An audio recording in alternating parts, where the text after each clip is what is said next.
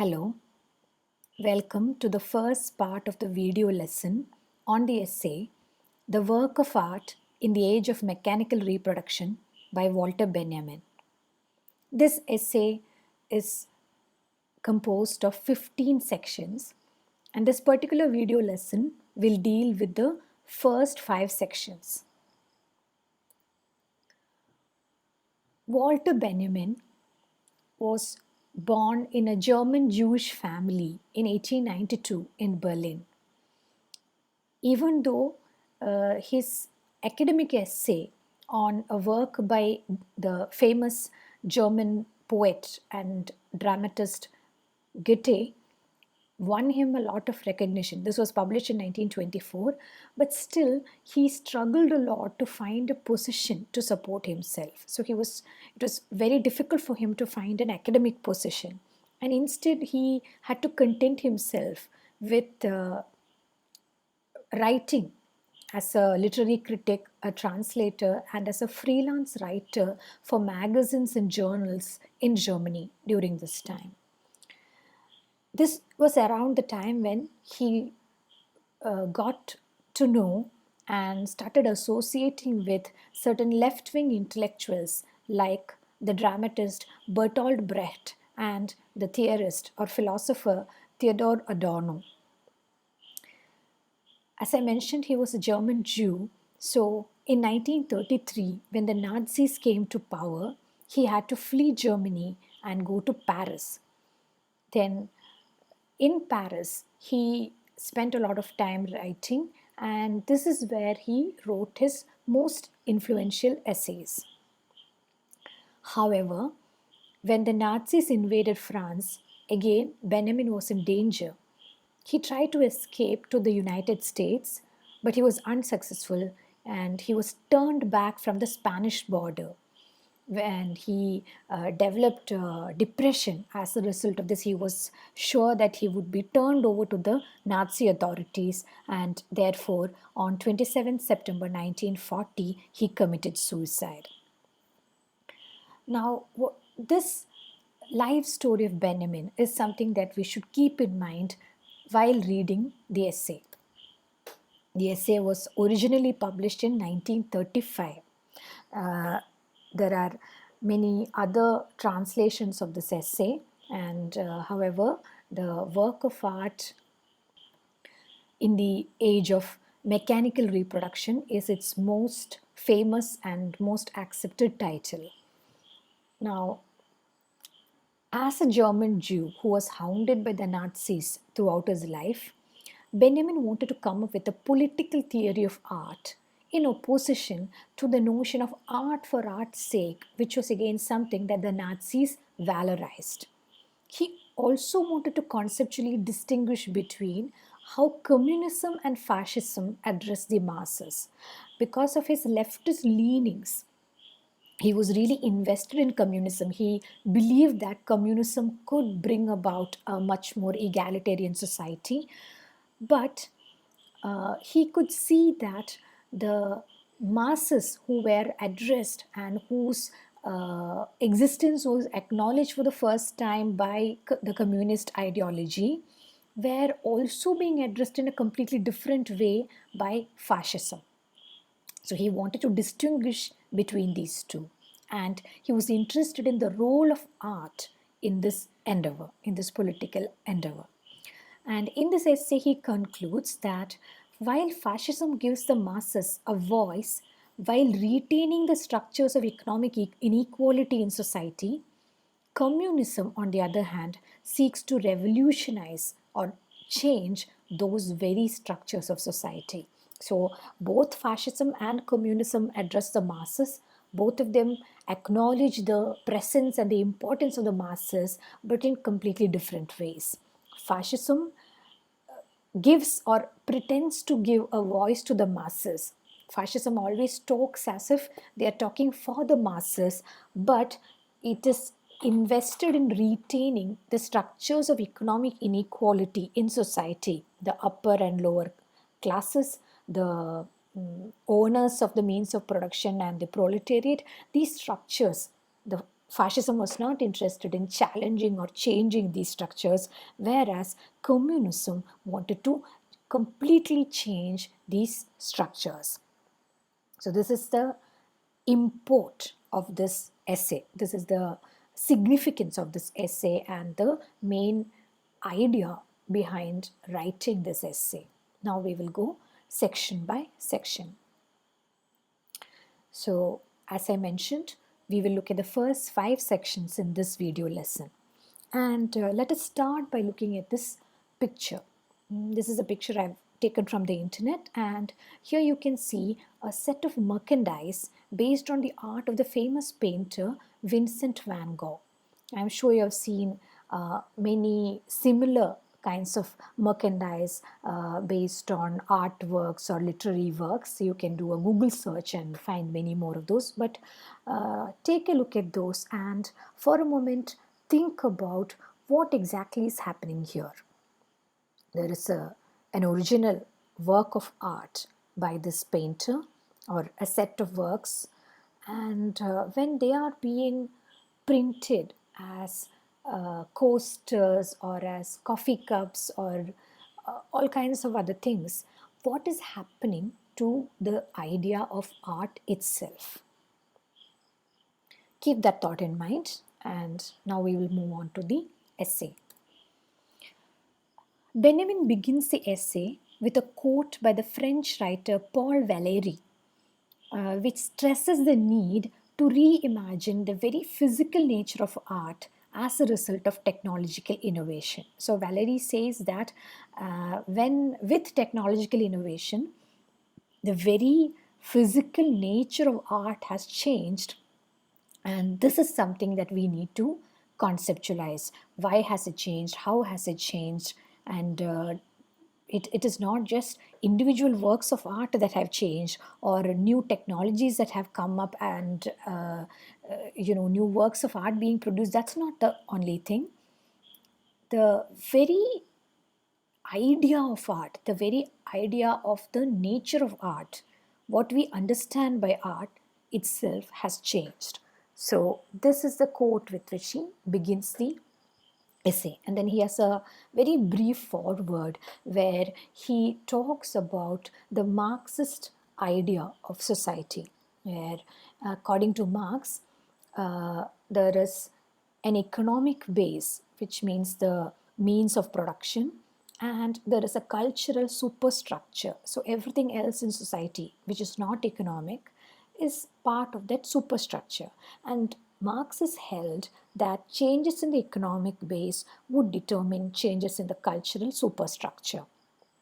And the very theory of historical materialism is based on this. And Marx has pointed out the different kinds of economic structures that existed at different points of time in the history of human beings, like primitive communism, slavery, agriculture, etc., etc. And right now we are in the phase of capitalism.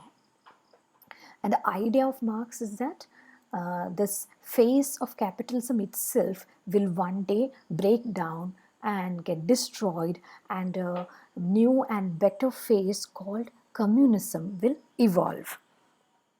Now, according to Marx, this is something that Benjamin points out.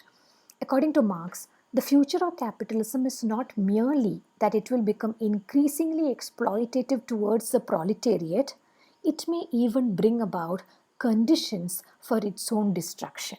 Now, this is an interesting point, that it is not just that capitalism will become increasingly exploitative. That is true, it will become increasingly exploitative, but it inheres within itself the seeds of its own destruction. That is a very important point that Marx makes. So it is not that the destruction of capitalism will come from somewhere outside it, but the very unequal structure of capitalist society will undoubtedly lead to its own destruction. So the masses will rise up, the proletariat will rise up in a dictatorship of the proletariat, the state will wither away. All these things will happen as a result of the internal contradictions of capitalism itself.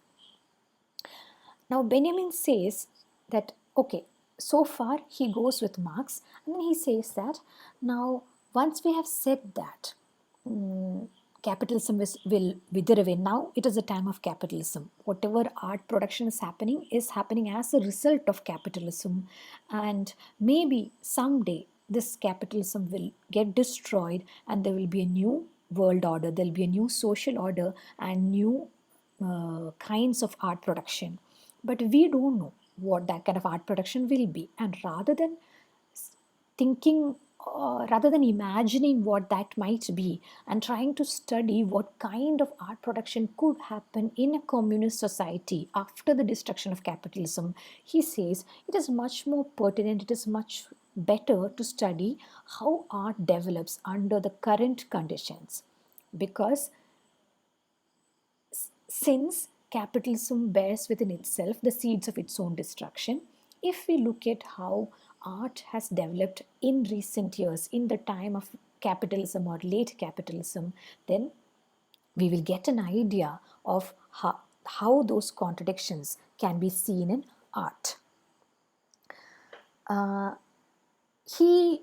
Benjamin takes issue with earlier artistic concepts like creativity and genius. Now, earlier there was this idea, this has been recently deconstructed. Ideas like the artist is actually a creative genius. The Romantics actually brought this idea to the fore. But Benjamin says that there is a problem with ideas like notions like creativity and genius because they confer a certain kind of authority on the creative person, whether it is a writer, a painter, whoever it might be. So the artist is elevated above all other people, and this is something, this kind of elevation of certain kinds of people as creative people, as geniuses, this is something that can easily be appropriated by fascism. Because fascism believes that there is a set of people who should inherit the earth. There is a set of people who are noble, like the Aryan race, and they actually are qualified to run the government, to run the entire world, etc. They should take control of the world and they should decimate or they should suppress all the other people. So this concepts like creativity and genius have very easily been appropriated by fascism. And Benjamin wants to replace these concepts and introduce new concepts in art theory that will be useless for fascism and can instead be used to formulate a revolutionary politics of art. So that is his main intention in this essay. In the first section, he talks about this question of mechanical reproduction or technological reproduction. Both are the same. Art, he says, has always been reproduced. Even in ancient times, there were artworks, and then artists would make copies of that same artwork. But there is a distinction between that kind of reproduction and the kind of reproduction that is enabled by technological innovations. Because in the earlier model, even though people have copied artworks, there is a very clear distinction possible between the original and the copy. But in the case of technological reproduction, he claims it is different. Now he will slowly explain that. In this section, so he talks about the different methods of reproduction that have been used in art over the ages. So in the ancient Greeks used technologies of casting and embossing. They produced bronzes, terracottas, coins, etc. So they would make a plaster cast or something, and then they would pour the clay inside it, or they would make a metal cast and they'll pour the molten metal into it, etc. So in order to make these bronzes, coins, etc., they would use the technologies of casting and embossing. And now these whatever you are producing using those molds or casts will be very similar to each other. So it is actually a way of reproducing, but it was limited to very few kinds of artworks. Later, the technology of wood engraving or woodcuts came, and then pictures became reproducible for the first time. Then printing came, the printing press came, and writing became reproducible. So all these are elements, or all these are moments in a history of reproduction, and how different technologies enable the reproduction of works of art. Then he says, in the 19th century, a new technology called lithography evolved. And this particular technology brought the reproductive technology, reproductive in the sense of reproducing works of art. So, lithography brought reproductive technology to a radically new stage. What is lithography? It is a technique of printing drawings from a stone or a metal plate based on the immiscibility of oil and water. Immiscibility means that oil and water do not mix. So now this is a basic fact. It is also a scientific principle that oil and water will not mix. So using that principle, the technique of lithography evolved. So what people would do was they would have a metal block or a block of stone on which the drawing would first be made. Then the lines of the drawing would be left dry, whereas the blank parts of the drawing would be moistened. Water would be applied to the blank portions of the stone or the metal plate. Then a particular kind of ink, a greasy ink, an oily ink will be poured over this metal plate, and because oil and water don't mix, that ink will run away from all the moistened portions, and it will collect, or it will pool only in the dry areas. That means only where there are the lines of drawings. Then the artist will place a huge piece of paper on it, and you can see on the right side an artist who is rolling the paper. So he places the paper face down on this block, and then he's rolling it to make it lay flat, and then he uses some kind of a press in order to make sure that the ink on the block will adhere to the paper. And then after that process, when you take out the paper, you can see the picture. Now you can create as many, once you have that basic block or plate, you can create as many identical pictures as you like. And the interesting point is that Benjamin considers lithography a precise art, or rather, the practitioners of lithography, not Benjamin, the practitioners of lithography consider it to be a precise art because it can perfectly imitate the pencil strokes or brush strokes of the artist's hand. So, whatever the artist has drawn, it is exactly those things that get transferred to the paper. And the people who really know about drawing, if they see a work of art, if they see a drawing, they can tell which brush stroke was made.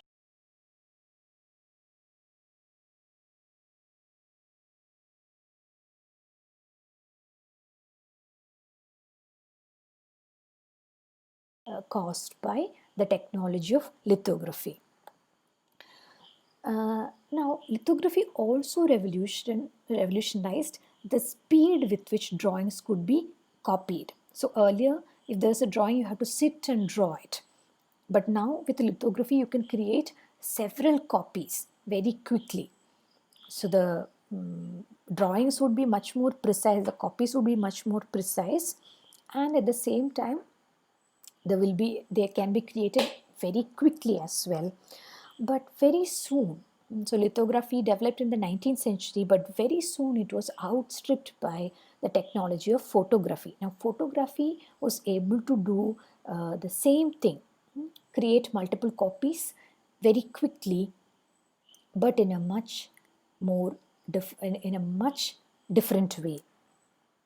In photography, according to Benjamin, the hand was relieved of the principal artistic responsibilities. So, in all previous art forms, whether it is painting, sculpture, woodcuts, lithography, etc., it is the hand of the artist that has to produce the work of art. But in photography, the hand only has to press a button. So the hand is relieved of the artistic responsibility, and the responsibility of what gets caught in the camera is vested with the eye. So everything depends on what the eye sees. When the eye looks through the lens and sees something, and you focus on that particular thing, then that is what will come in your photo. So it is the eye rather than the hand that is given primary responsibility for the outcome of the photograph. And why is this important? Benjamin says that the eye perceives much faster than the hand can draw. And so photography became much speedier than lithography. Benjamin also says in this section, towards the end of the section, that the principles of photography anticipated those of the sound film. And in the next few sections, Benjamin goes on to study through the art of cinema how technological reproduction changes the very nature of art. So his main concern in this essay is how technological reproduction changes the very nature of art, the very character of art, and he uses the instances of photography and cinema in order to do this. In the second section, Benjamin talks about something called the aura of the artwork. Traditionally, each authentic work of art is characterized by what Benjamin calls its genuineness. And this is how he defines genuineness: its unique existence in the place where it is now. And he also says later, the genuineness of a thing is the quintessence of everything about it since its creation that can be handed down from its material duration to the historical witness that it bears, which means that the genuineness of a work of art is based on, first of all, when and where it was created. That is what he means by its unique existence in the place where it is now. So there is only one. There are not multiple versions of this particular work of art. There is only one. If it is Michelangelo's David, there is only one, and it is in one particular museum. If it is some other work of art, there is only one. It was created at a very specific point of history, and right now, if it still exists, it exists in one particular place at this time. So that is one element of genuineness. And the other element is the historical witness that it bears. That means that this particular work of art arose in a particular historical context. Maybe there was a tradition with which it was associated, or some other historical circumstances that led to its creation. And over the course of years, it has seen many things. It has witnessed many things in history. It has undergone this process of going through years. And genuineness can be tested in different ways. One, he says, is by chemical means. So if you have any kind of question or doubt about the genuineness of a work of art, you can apply certain chemical tests to determine in which century this was produced, what kind of materials were used, etc. So if a work of art has been created in the 20th century, but it is masquerading as one that was created in the 16th century, the matter can be set to rest very quickly by making that work of art undergo certain chemical tests, and there are people who are trained in doing so. So that is one way of testing the genuineness of the work of art. And the other one is, of course, to study the original location of this work of art within a tradition. So not everything can be subjected to chemical tests, or maybe that is only one aspect. Only the physical aspect can be tested by chemical means, and the relevance of this work of art can be studied That is also a part of its authenticity and genuineness, and that can be studied by trying to figure out where and when it originated, in what tradition did it originate, what was its location, was it was it considered a great text, was it considered a minor text, etc. So all these have to be studied as well. Art history. It is genuineness which lends authority to the work of art, and this authoritativeness, the authenticity or genuineness of a work of art is what Benjamin calls the aura of the work of art. And this is a very important term that he introduces in this essay. It is the crux of the very essay, the aura of the work of art. And he says that the province of genuineness is beyond technological reproducibility. That means you might have all the technology needed to reproduce Michelangelo's David, for example, but ultimately it will only be a copy. It will never be the original, because the original has a certain position in history. It originated at a certain point of time. It was made by a certain person. It occupied a certain space. It also occupied a space in tradition, etc.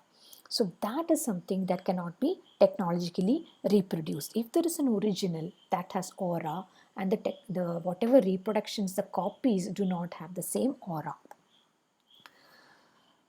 Now, the product of manual reproduction is usually considered a forgery of the original. So if you take the Mona Lisa and you try to create an exact reproduction of that, then your reproduction is not considered the original. It is considered at best a copy, or at worst a forgery of the original. But in the case of technological reproduction, this question of forgery does not arise. Why? Benjamin gives two reasons. Firstly, he says that technological reproduction is more autonomous relative to the original than manual reproduction. Which means that now, because something is autonomous, so you just think about the way of how you take a photograph. Autonomy means freedom from the original. So what does this mean? First of all, several equal copies can be made. You can create as many copies as you like, and all the copies will be more or less the same. They will be equal. Then, but there's something more than you can do. For example, if it is a photograph, you can enlarge the photograph.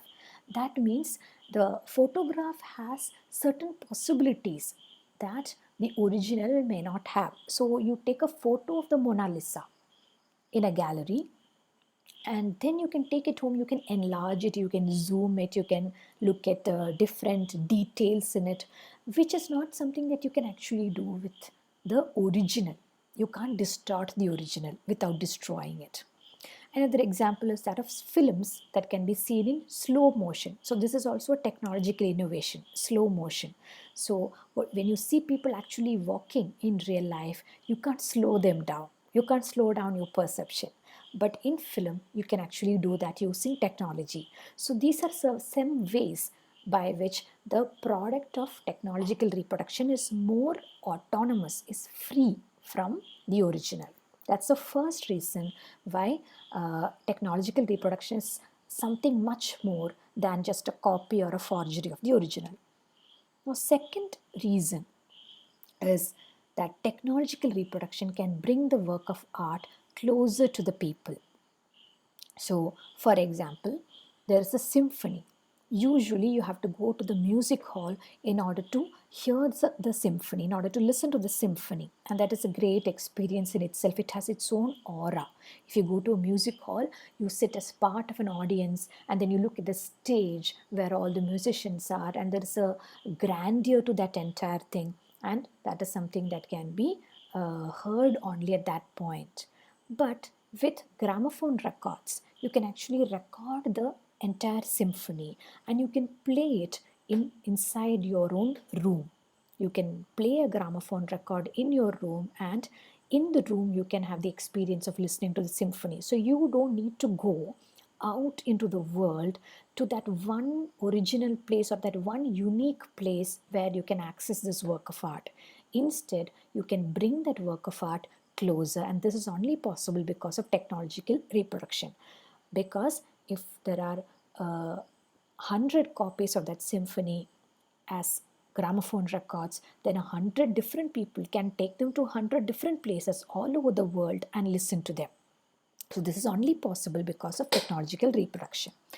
Now these conditions that we have already mentioned, the autonomy of technological reproduction and also the facility of bringing art closer to the people, these conditions result in the de-evaluation of the aura of the work of art. And Benjamin considers film to be the epitome of such mechanical reproduction that destroys the aura or authority of art. And why is it important to destroy this aura? He considers such destruction of the aura to be cathartic and it has social significance. So, apart from the artistic significance of a work of art, there is also social significance. That is very important for Benjamin, and this social significance is made possible by technological reproduction. Maybe we can look at an example. On the left, we can see the image of the Mona Lisa, the famous painting by Leonardo da Vinci, which is currently located in the Louvre in Paris, the Louvre Museum. On the right, there is a still photograph of the actress Marilyn Monroe from the film The 7-Year Itch, which came out in 1955. Now, if you want to see the Mona Lisa, you can of course see reproductions like this, but if you want to see the original Mona Lisa, there is always an original Mona Lisa which is there in the Louvre. So there is a uniqueness to it. It was created by a particular person, Da Vinci, on at a particular point of time, that is 1503, on a particular medium, etc. And if you want to see it now, you have to go to that one place, which is the Louvre Museum in Paris. So that is the aura of that work of art. And on the other hand, let's take a film still like this, the one on the right side, which shows the actress Marilyn Monroe. A film still like this can be reproduced as many times as you like, and you can actually order and download this particular image from Amazon as a poster or as a wallpaper or something. So that is made possible by technological reproduction. Because if you wonder where is the original, there is no original. Any reproduction of this photographic image would have the same authenticity. Now moving on to the third section. Here Benjamin talks about the changes in our sense perception. He says that at major historical periods, there will be changes in the sense perception of human collectives. So humanity as a whole, human society as a whole evolves in a particular way, and there will be very important moments like certain historical periods or ages when our sense perception itself changes. So sense perception is not just a biological thing. It's not that we all see things in exactly the same way or we hear things in the same way at every point of time in history. At certain points of time, the way we perceive things using our senses also changes. Now, this is something that was studied by the 19th century Viennese art scholars Franz Wyckoff and Alois Riegel. And this is something, these are two art scholars whom Benjamin refers to. They studied the difference in sense perception from the late Roman era to the creation of the Byzantine Empire. So they looked at the artworks of the late Roman era and the artworks of the early Byzantine Empire, and they tried to study how our sense perception changed during that time. But they were more interested in the formal aspects of it, aesthetically, what changes happened. Benjamin says it's not enough to just look at the aesthetic aspects or the formal aspects or the artistic aspects. We should also look at the social aspects, the social upheavals that found expression in these changes of perception. So changes of perception also lead to, or changes of perception actually are expressions of certain changes in society. And that is something that we should study. when we study the changes in how we look at art and how the kind of art forms that develop. And according to Benjamin, the changes in perception, as we mentioned, they occur at different historical points, but the changes in perception occurring in our era, in the modern era, in the 20th century when he was writing, the early 20th century when he was writing, he says these changes are as a result of the fading of aura. The aura of the art of work is fading, and technology is responsible for that fading, and this fading also results in the change in our sense perceptions. The fading of aura is based on two things. One, the mass's passion to bring art objects closer. We already mentioned that technological reproduction helps us to bring art objects closer to us. And this is something that the masses, that the ordinary people are passionate about. So this is the first thing that results in the fading of aura. And the second thing is their tendency, the tendency of the masses to surmount uniqueness through reproduction. This is again something that is aided by technology. That is, the very question of uniqueness is surmounted. The very idea of uniqueness is replaced by the proliferation of reproduction that is made possible, multiplicity of reproduction that is made possible by technology. And what happens when this aura shatters? The shattering of the aura bears witness to a kind of sense perception that mines similarity even from what only happens once. Now, this is an interesting point that he makes. He uses the prominence of statistics, and he says that what is happening, statistics is just an expression of a major change that has happened in our sense perception.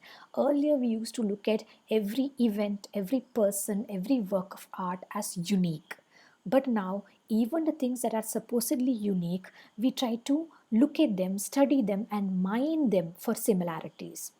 Statistics is an example of this. We look at, for example, if you're looking at the statistics of consumption by people in a society, each person's consumption will be different. So each person consuming a particular work of art or a particular product will be doing it in their own unique way. So there is uniqueness in their individuality. But that uniqueness is surmounted by the fact that statistics just uses those unique instances to create as particles in a much larger graph of similarities. So statistics is concerned with similarities, dissimilarities, trends, possibilities, probabilities, etc. And so the rise of statistics, according to Benjamin, expresses a major shift in our sense perception. And this shift is actually something that is caused by technological reproduction. So even something that was earlier considered to be unique. So it is not that technological reproduction results in the creation of a completely new set of art objects and only those are lacking in aura. No, technological reproduction makes even earlier unique objects into artworks that have lost their aura. And Benjamin says that our sense perception is molded by the orientation of reality towards the masses and of the masses towards reality. So this, according to him, is a very historic moment where finally reality is oriented towards the masses. Earlier the masses were not even considered to be fit vehicles of or fit addressees of whatever kind of reality is being depicted by works of art. But now reality is oriented towards the masses, and again masses are oriented towards reality, and these are certain changes in society that have resulted in the change in our sense perception. So Benjamin is still following the Marxist model of considering the economic basis or the social basis as the social base as resulting in aesthetic changes. In the fourth section, he talks about the singularity of a work of art. It is again very similar to the idea of aura, authenticity, genuineness, etc. But as we already mentioned, a work of art earlier was considered singular. There is only one. There are no multiple versions of that. Versions were only considered to be copies. This is a traditional way of looking at a work of art. And he says that the singularity of a work of art is identical with its embeddedness in the context of tradition. So, why is it singular? Precisely because there is a historical context, there is a tradition which is the context of this particular work of art. Maybe that work of art was commissioned by a great king or emperor, or maybe that work of art was actually used in systems of worship, etc. And this worship is what Benjamin focuses on in this section. He says that artworks initially had what he calls cultic value. This is another important term, cultic value, which means that they were worshipped as part of religious rituals. They were part of a religious tradition, and initially the artwork was an object of religious rituals. You only approach it in a religious manner. So this cultic value superseded social or exchange value. Social exchange value means that you can exchange that art object for money or for something else. Social value, exchange value, these are things. It is not that these things were non-existent, but they were subordinated to the cultic value. So initially, these art objects only had cultic value. Later, perhaps they started developing social or exchange value, but that was less important than the cultic value. And he says that it is in the during the Renaissance that artworks began to be considered profane rather than sacred, or rather secular rather than religious. But even there, works of art retain their cultic value. There were other ways in which works of art retain their cultic value, even when they were taken away from ritualistic traditions or from religion. So, the work of art during the Renaissance may not be related to any religious tradition, but it would still have cultic value because it was commissioned by a great emperor, or it was made for a particular monument, an important monument, or most probably because it was the author of that work of art, the artist who created that work of art, was somebody very important. So all this happened, and even during the Renaissance, the secularization of art was not complete. It began, but it was not actually complete. Cultic value was not completely destroyed. But with the coming of photography in the 19th century, Benjamin says that the art, the concept of art faced a great crisis. The cultic value of art was challenged, and rather the use value or the social value of art was foregrounded because, as we have already mentioned, if the work of art is considered cultic, you can only approach it where it is. So if you want to see a Renaissance painting, you have to go to that particular museum or that particular monument where it is located, and you have a very almost religious experience when you look at that work of art. But now you can reproduce that same painting, and then you can bring it into your drawing room or your any other place, and thus you are depriving it of its cultic value, and you are actually giving it use value. So when photography brought this kind of crisis, the world of art reacted with the theory of art for art's sake, l'art pour l'art, which means art for art's sake. And Benjamin says that this idea of art for art's sake constitutes a theology of art. So when art is being secularized and completely profaned by technological reproduction, the art world reacts against that by trying to make art religious again, by trying to create a theology of art. And another important point that Benjamin makes here in this entire section is to say that the fact of being reproducible as a result of technological reproduction frees the artwork from being underpinned by ritual. So earlier, artworks were located within a ritualistic tradition.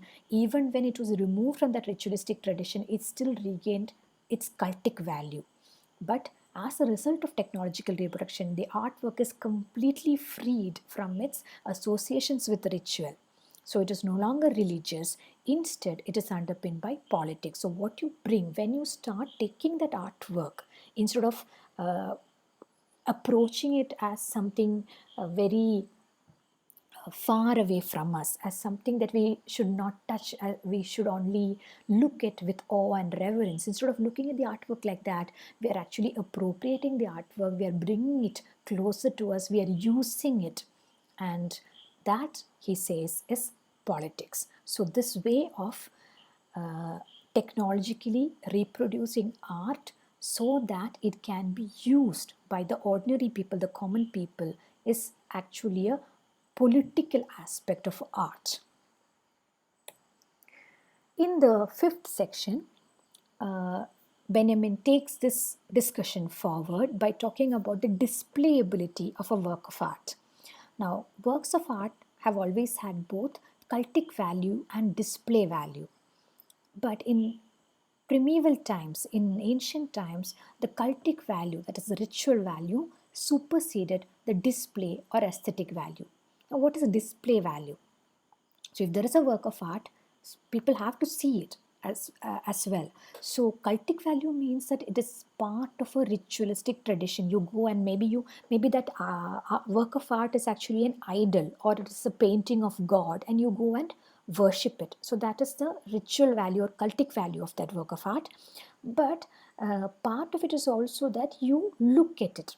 When you are an artist who makes a great painting or a sculpture or something, you want people to look at it. So there is a display value. But display value was always less important than cultic value. So display value means that you look at it as a work of art. Aesthetic value. Cultic value means you look at it as part of a religious tradition. And in primitive times, in ancient times, the cultic value of the work of art was more important. Even today, Benjamin says that cultic value exists in artworks, and it increases when artworks are kept hidden or inaccessible. So sometimes there are works of art, there are beautiful works of art that form the idol in a temple or a church or someplace, and ordinary people are not allowed to see that idol. Maybe you can only see it on certain days, or maybe only the priest can see that.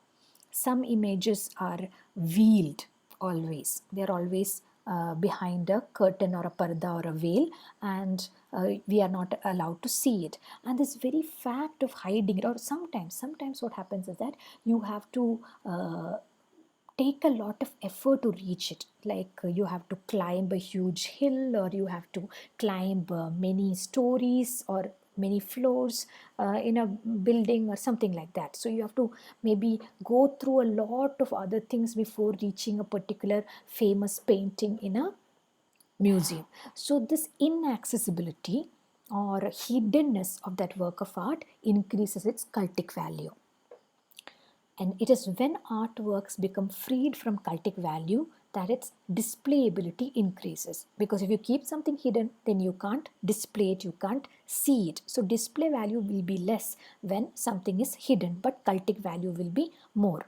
So there is a kind of inverse proportion between cultic value and display value. And when the artwork becomes freed from cultic value, as happens with mechanical reproduction, then its display value increases.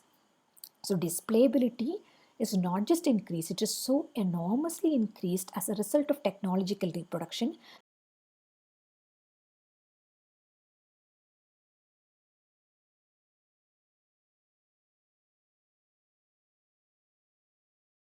when the cultic value of art fades as a result of its technological reproduction.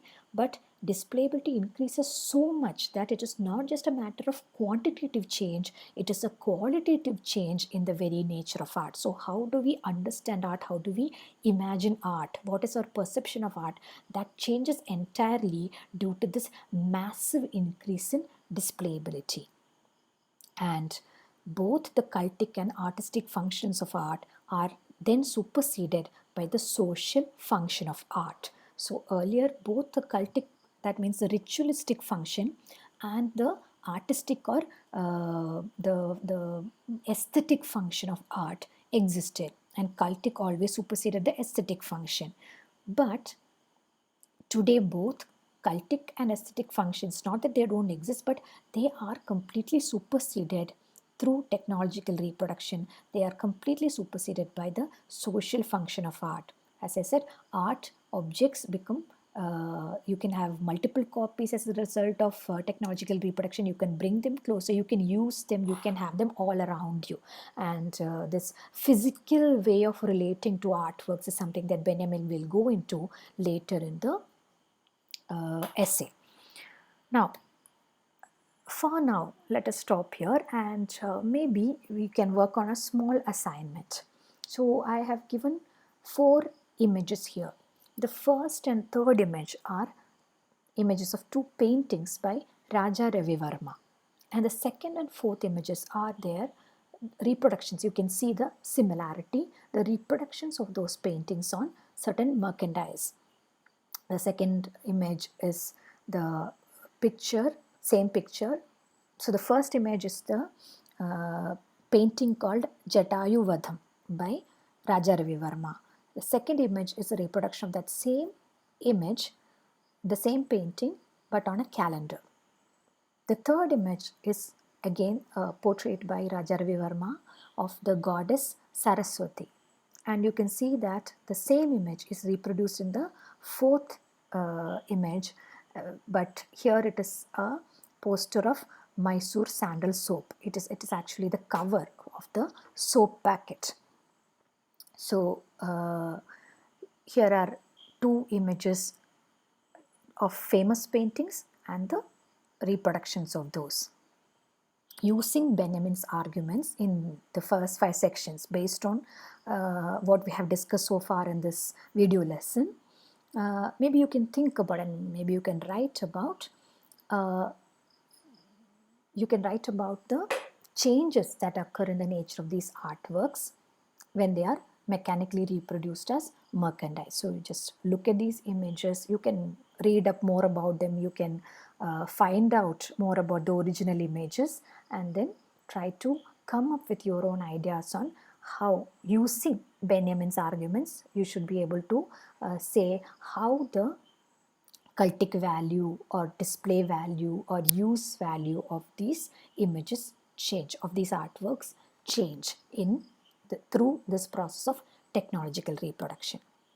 So we will stop for now, and in the next video lesson we will look at the next 5 sections of this essay. Thank you.